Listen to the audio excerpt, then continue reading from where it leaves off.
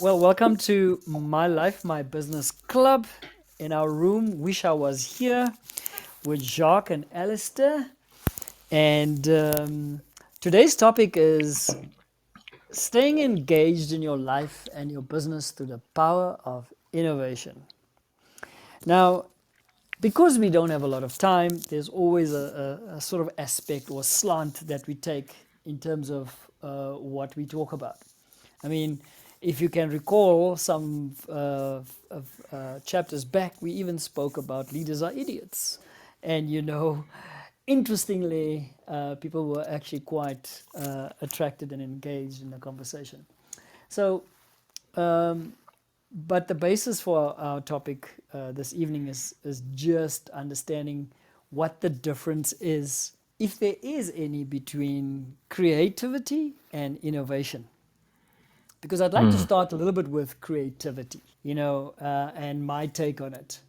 So, and literally split it into two categories. Take creativity and say, well, it needs to originate somewhere. So the creative process starts in the mind, and so this part that we want to talk about is creative thinking. And so I've decided to give this overview a bit of some quick research. And so what does Google say creativity is? And, interesting, it says it's something independent of knowledge. Someone else says it's the process of using imagination and skill to invent something that's unique. And then somebody blandly just says creativity is the ability to create. Oh, revolutionary. Is the ability to come up with new and unique ideas and thoughts and products. Also, it's the ability to create items that inspire and inform others in aesthetically pleasing ways. And then just one last one where it's said that creativity is thinking outside of society's norm. And that norm word is quite an interesting thing, because captured in the norm is therefore the culture, the way of doing things, the familiar ways of doing things that either unite us or divide us. Yeah. But Google is really one place. The other place that I find fascinating, or as a reference source, is really out of the book that has been the bestseller of all ages, and that's the Bible. And the Bible, particularly in the first books, really describes intelligent design. So I want to take from that intelligent design and see what that creativity is all about. Because I think the creative process, quite frankly, is one that is a spiritual process. And so there are three components that I see coming out of this intelligent design. And this is really the space where I know Alistaire is extremely wise and knowledgeable in this particular area. So, but I'm going to risk it. But three areas that I want to talk about. So the first one is in terms of this creativity, is light giving. So in the process, there was a separation of light from darkness. So because of light, you could see. And if you think about it, it's like a light bulb moment that you have as a source of inspiration or moment of inspiration. Now, further refinement to this light, are the things called planets and stars and even natural satellite. And what are these things? I mean, I believe we should talk about these things. So stars, for example, right? A source of light. Apparently there are 400 billion Milky Way stars. And then there are the planets that are between 1 to 10 trillion. It's an interesting thing. So if we think about the sun and the moon, which is which? Is sun a planet or a star, or is the moon a star or a planet or not? And the sun is a star, which is the closest one to our Earth and the only one in our solar system. And the moon is neither a planet nor a star, and it's considered to be as if it is a natural satellite, and the reason for that is because it orbits the Earth. But this light, if you want to shed light on the matter, if you want to start your creative thinking process, you can't actually be like a mushroom and be in the dark. You got to shed light on it. You got to kind of say, what is going to inspire me to do something that's different, if I just describe it as that. And then the second thing that we pick up is the order making. Sometimes we think creativity is always something out of nothing, especially when it comes to the Bible. But there's also how you order things. Like, for example, in Genesis, it describes that the sky was underneath the water, so that separation of water from sky was a creative process, right? And the separation of the water from the dry ground, and therefore the separation of the seas from the land, was part of the creative process. There was disorder, and because of creativity, order was therefore the result. Now, what is truly amazing is the life creating part, which is the flora, the vegetation, the trees, the plants, all these kinds of things were created. Life in the sea, the fish, the mammals living in the underwater, birds in the sky, animals on land, with livestock and wild animals. And what I'm trying to say to us all today is that, we don't have to go so far to find a source of inspiration. Just look around us.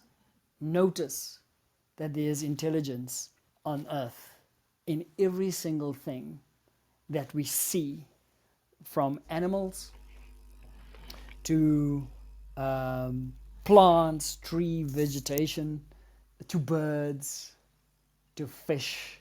And when we notice all of this, the word that should automatically be positioned in our minds is creation, as part of a wonderful, awesome, supernatural, to some degree, creative process. So that is just the preamble. So here's what I want to say, is that we are all capable of creative thinking. All of us. It's not that some are capable of creative thinking and others are not. Because we sometimes make the mistake of thinking, but I'm not artistic, so I'm therefore not creative. No.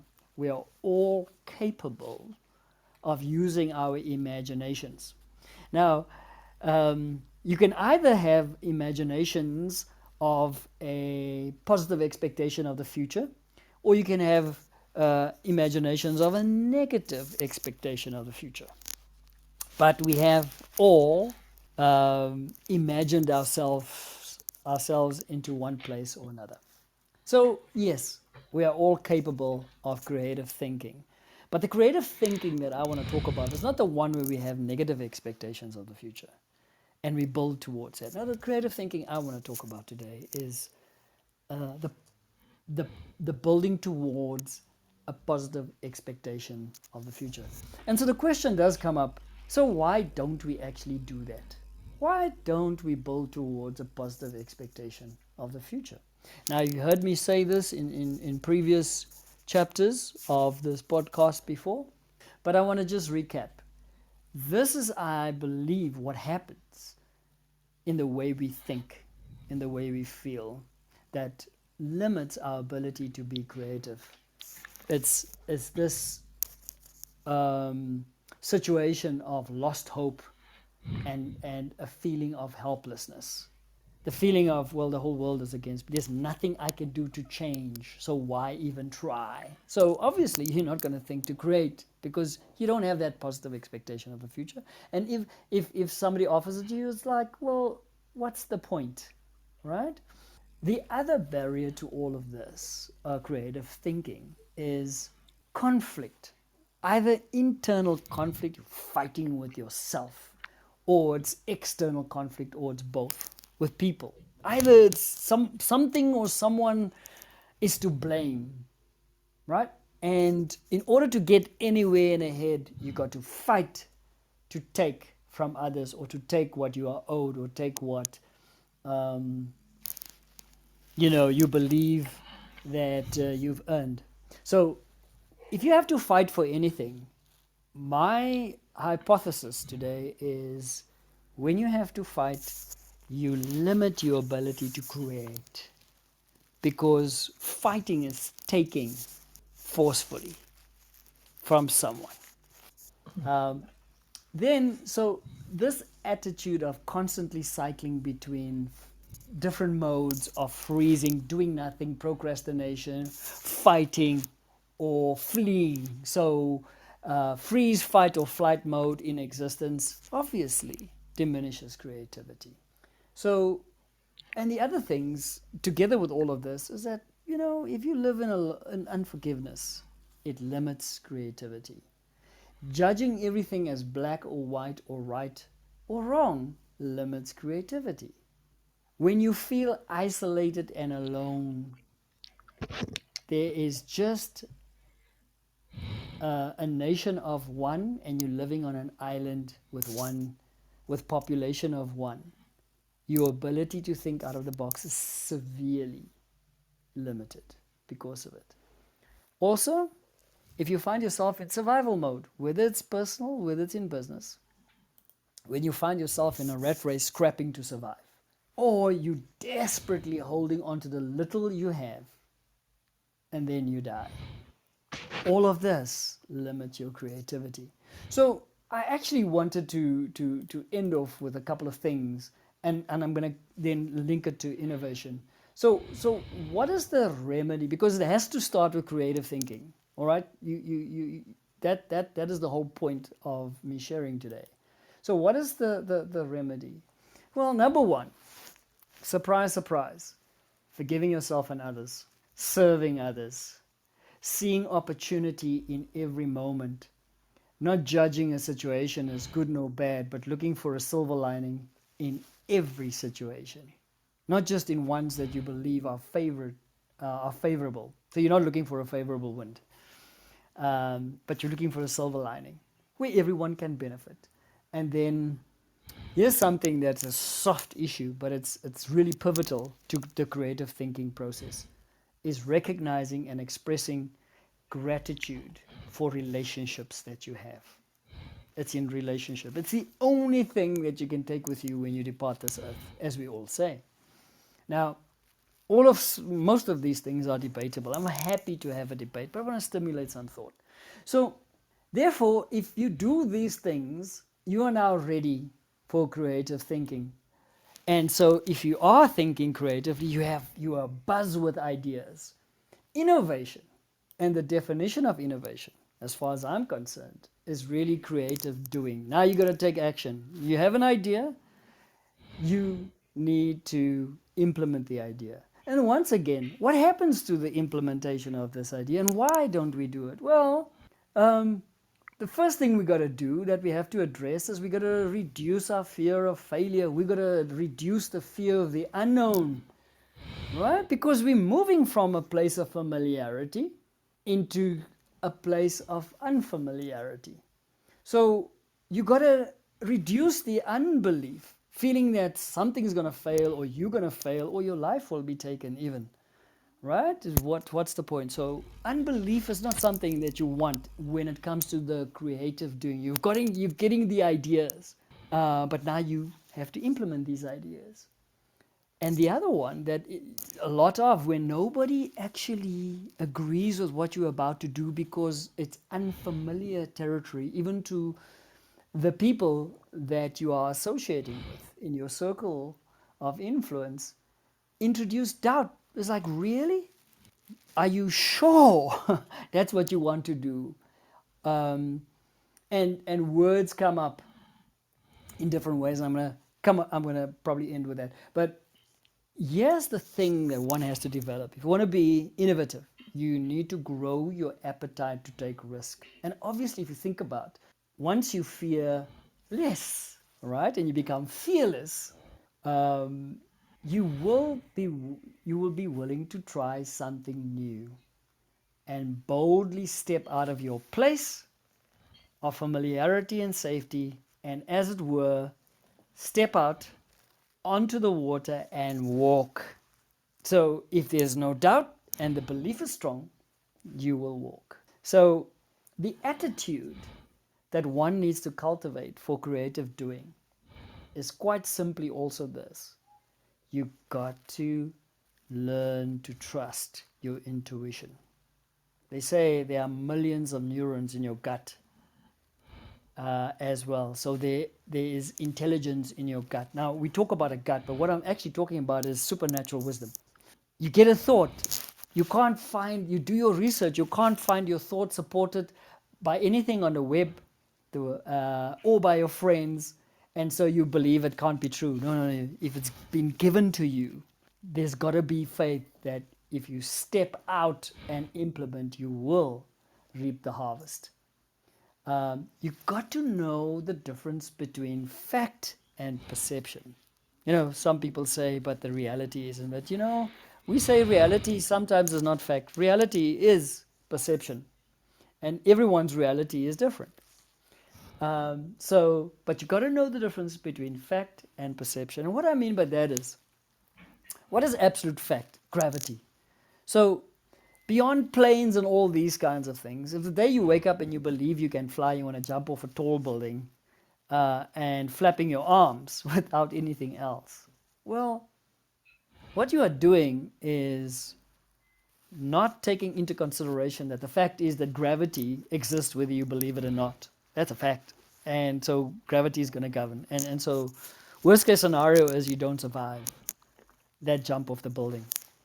And then lastly, understand, identify all limiting beliefs in your life.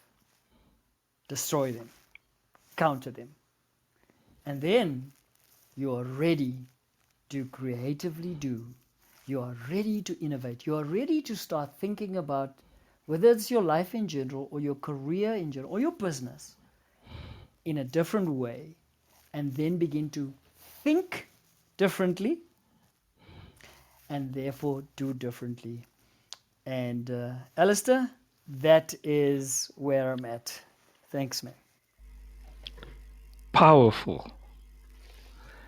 Yeah, Jacques, there's such a lot of gems that came out, even sparking ideas that you have, and you said something and it sparked another idea in my mind, which is the spirit of creativity. And so the first point I want to make is, when we even just talk about creativity, the spirit of creativity kicks into that conversation. And it is amazing what we would discover. There's a point that I missed, that I wanted to catch because I started writing, and then you made a few other good points, and I wanted to write and I wanted to catch the following ones, but the result is I missed one of those. Okay. So Jacques, if you have notes there, Sure. maybe look at the lines that starts with creativity is. Maybe I can catch the one that I really wanted to talk about. If not, I'll share one or two other thoughts. Which part of the creativity is the bit of like just background stuff I spoke about in terms of Google AI It or was about 10 minutes ago. Yeah, it was more the background. It wasn't. It wasn't your final thing you wanted to say. So it was almost the introduction to what you wanted to land. So maybe just go through some of those things.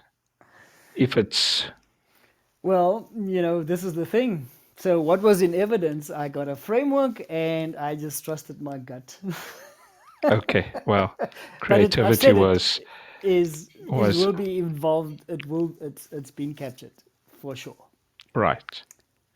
So one of the things that popped up, whether you said it or whether it that's what I got out of it is this. So the fact that we are wired, we are made for creativity. The opposite is not true.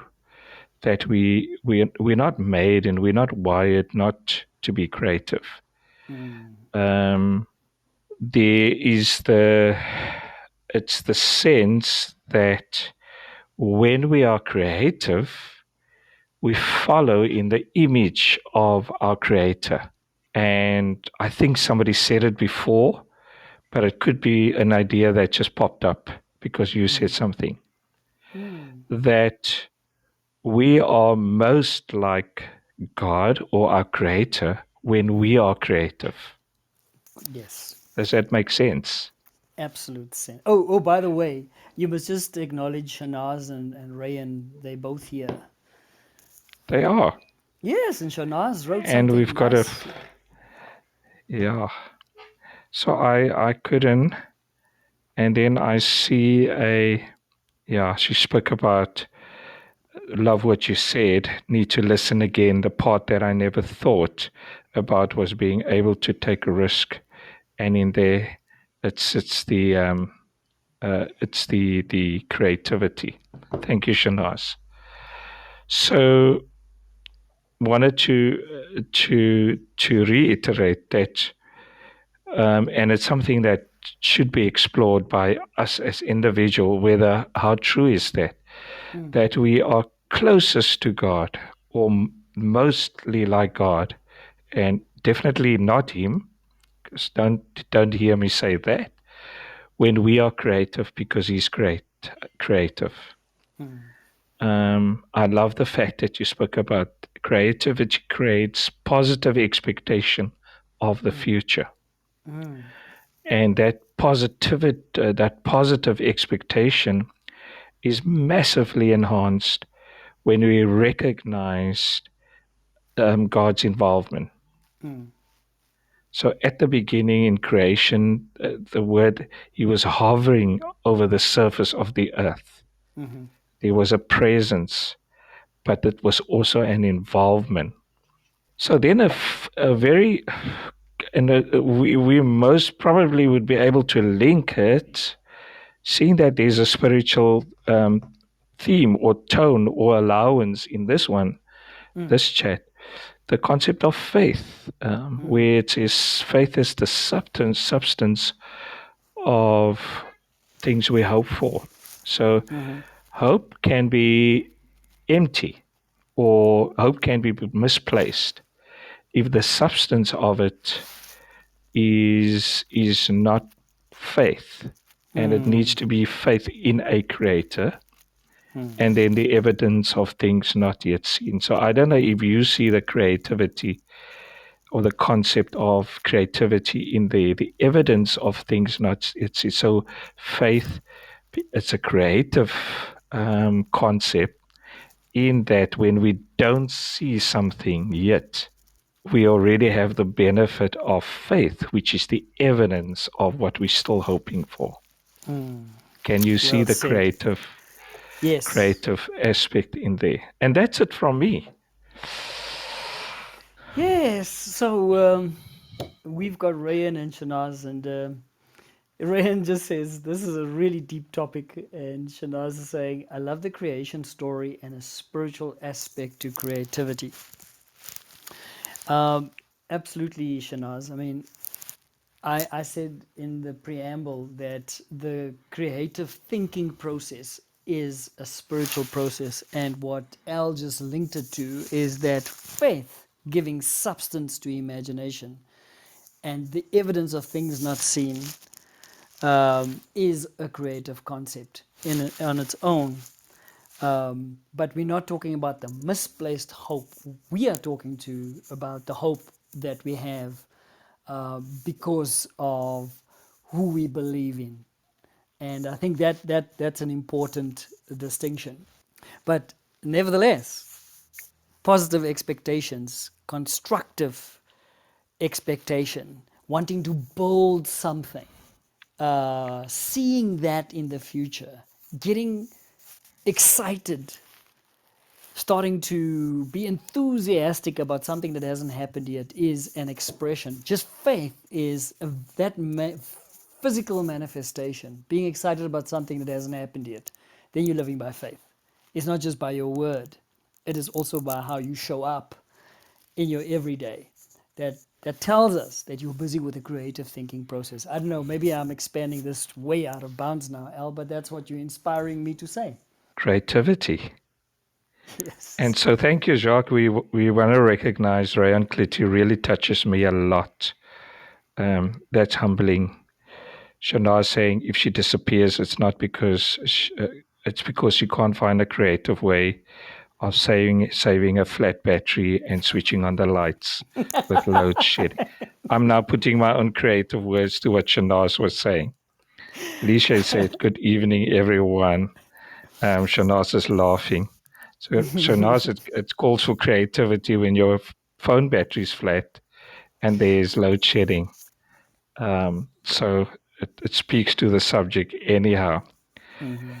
So Jacques, thank you today. Can I round off today? So Yes. obviously we won't have time for comments and questions, but really, really powerful.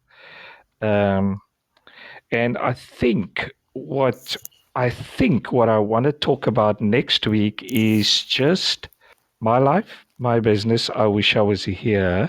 I spoke a little bit about it, and Lishay and Rayon might be familiar with because they were at the event on Saturday, about how we show up when we show up, and specifically talking about your elevator pitch. We haven't done that yet before, Jacques. No, but I like it. It conjures up all kinds of expect. I don't even want you to expand on what it is. Allow my imagination just to flourish freely. Yeah, just how you show up when you show up. Yes, great, Thank you, excellent. Jacques. Well done today.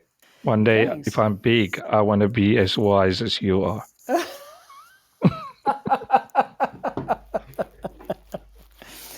Well Listen, done. Al, thank you very much for that. But thank you for the comments, everyone, and your engagement. Love it.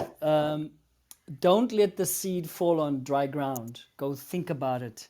Go listen to the playback if you want directly out of Clubhouse, or you can wait for the edited version that we publish on YouTube under the Mufasa coaching practice. And this will be chapter 21. So, yes, look out for chapter 21 and listen to it carefully again. And so will I, because, sometimes we say a lot of things, but we also need to listen so that we ourselves can actually do more of what we say. So, thank you, everyone. Enjoy the rest of the evening until we chat again next week.